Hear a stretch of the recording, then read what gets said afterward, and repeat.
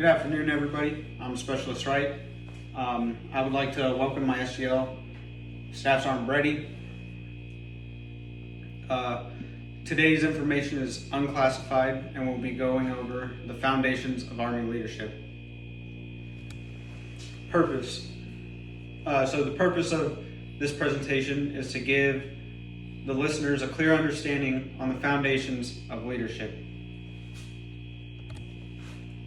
Introduction to this foundations of Army leadership are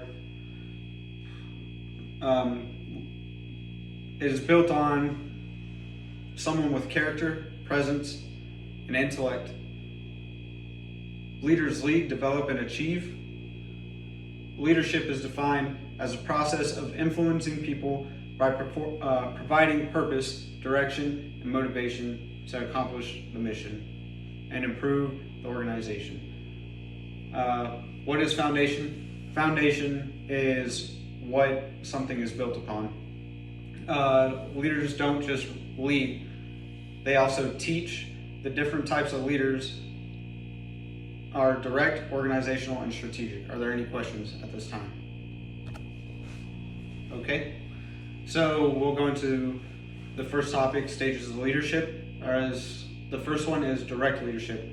First line leadership, they are in charge of teams, lead the workforce directly.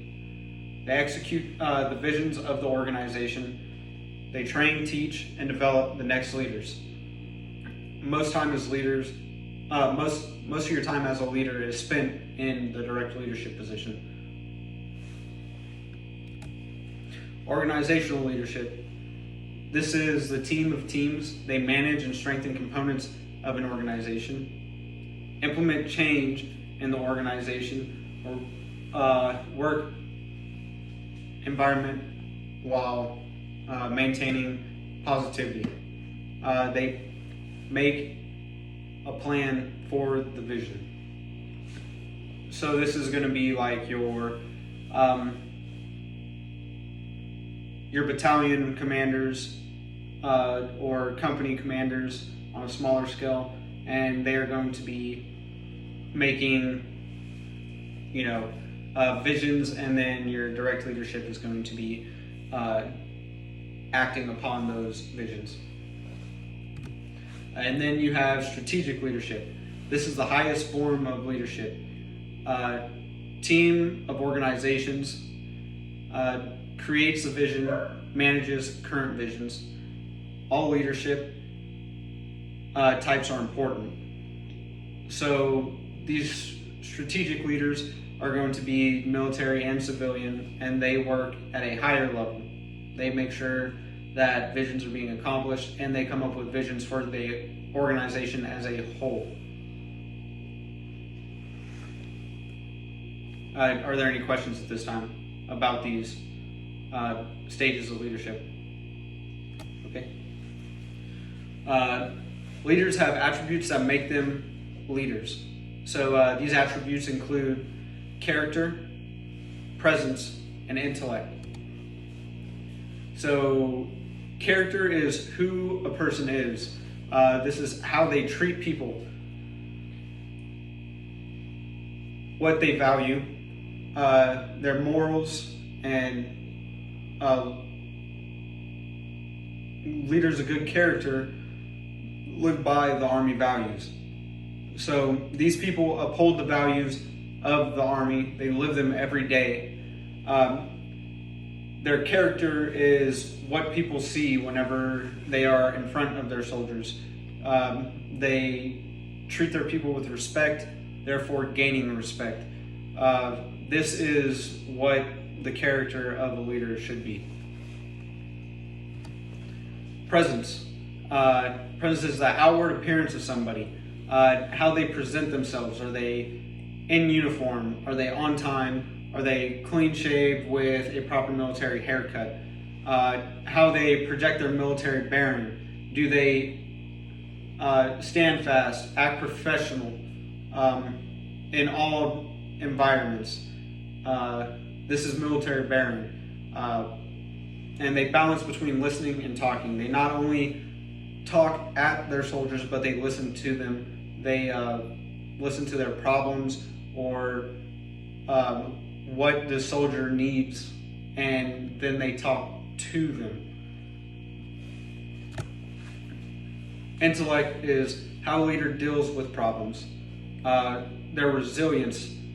Can they bounce back? Can they withstand these setbacks and continue forward? Being prepared at all times for situations. Self-aware of strength and weaknesses. They know where they need to improve, and they know where they are great. Are there any questions about these three characteristics? All right. A leader not only has character, presence, and intellect. As a leader, you must be able to lead, develop, and achieve. So, lead is an action, how they treat their soldiers and how they communicate with their soldiers. How they treat their soldiers should be fair and impartial. They should respect their soldiers, and this is reciprocated by the soldiers back. Communication, as it says in the NCO Creed, I will communicate consistently with my soldiers and never leave them uninformed. You will let your soldiers know where they need to be, what they need to wear, times, so this way the soldier can be more prepared for the situation. Develop is the next. This is teaching, mentoring, and coaching your soldiers, sharing what you know with subordinates. So teaching them what they need to be doing, teaching them the task at hand, mentoring, making sure that they are doing what they're supposed to be doing, and then coaching, instead of scolding your soldiers whenever they don't do the right thing as far as the task goes or whatever. Coach them, explain to them where they went wrong, and explain to them how they can achieve results the next time. And achieve. Leaders achieve results. They by being competent. Achieving is being adaptable based on conditions and actions. Are there any questions on these three topics? So, what we went over today were the different types of leadership, which were direct, organizational, and strategic. Attributes of the leader, which are character, intellect, and presence. And this is how a leader is perceived by their subordinates, and how a leader leads, develops, and achieves. These are competencies of the NCO or the leader, and this is how they lead, how they effectively get results, how they effectively see achievement in what they are striving to achieve. Are there any questions at this time over anything we went over? Okay, this concludes this brief. Thank you, and have a nice day.